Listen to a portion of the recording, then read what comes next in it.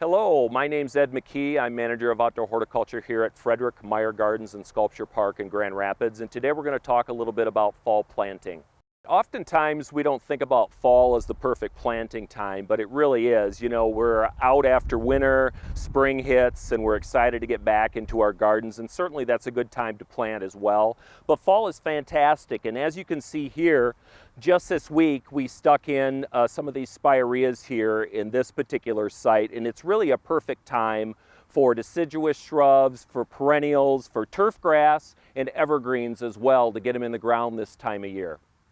So we're over here in our Sculpture Park gallery here at Frederik Meijer Gardens, and again I want to talk a little bit more about why we do fall planting, why it's a good time to plant. Basically September and October are probably the two most best months rather to plant in the fall. And this is because usually we get reliable rainfall. Also, the temperatures start to even out. The temperatures during the day are cooler. The soil temperatures are still warm. And then also you get less disease and pest problems this time of year.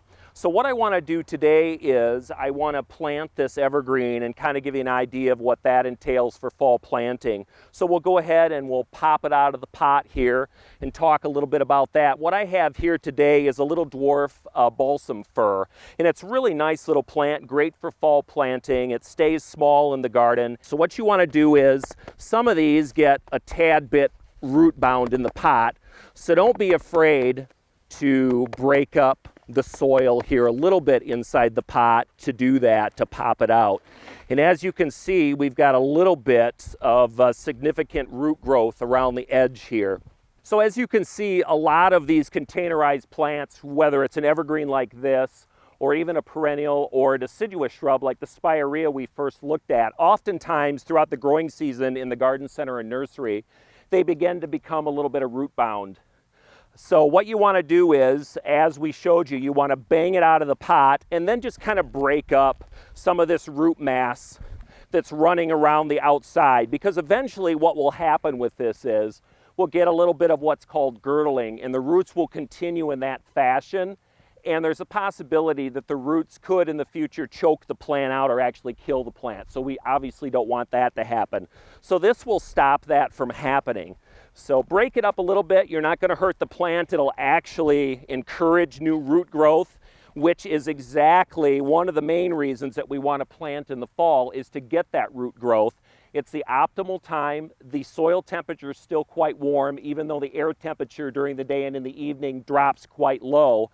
And that is really one of the main reasons an optimal time is because we get that really consistent root growth for the next month, month and a half, or really until the ground freezes solid.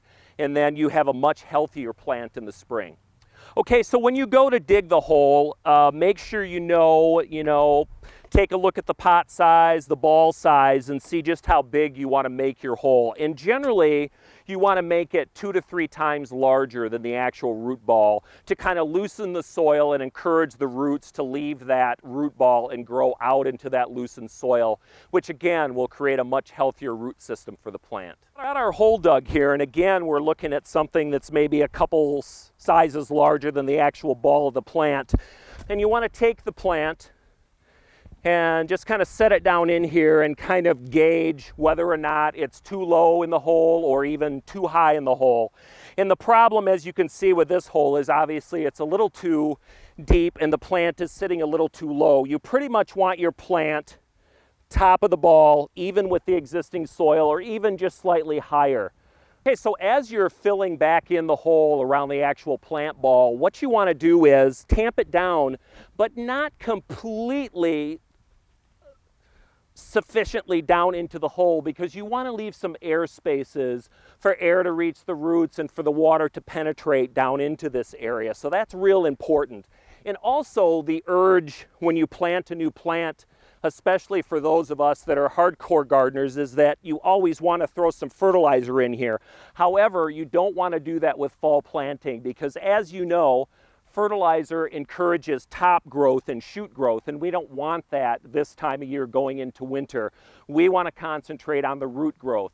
So especially with an evergreen like this balsam fir, we want to make sure that it's watered real well once it's planted, and we also want to make sure that it stays watered until the ground is sufficiently frozen and the plant is no longer able to take that water. All right, so that's how it's done. It's pretty simple, as you can see, and for those of us that are gardeners, it's pretty straightforward. But I just want to mention a couple other things. When you're siting an evergreen or any plant, any time of year, just not fall, make sure you look at the plant tag. Every good nursery and garden center has a tag on the plant, and that's kind of for you to figure out what's going to work for you in your location. And secondly, you always want to look at mature height. As you can see, we're planting within a bed with various other plants existing, and we don't want this to get so large that it grows into these other plants and starts to compete.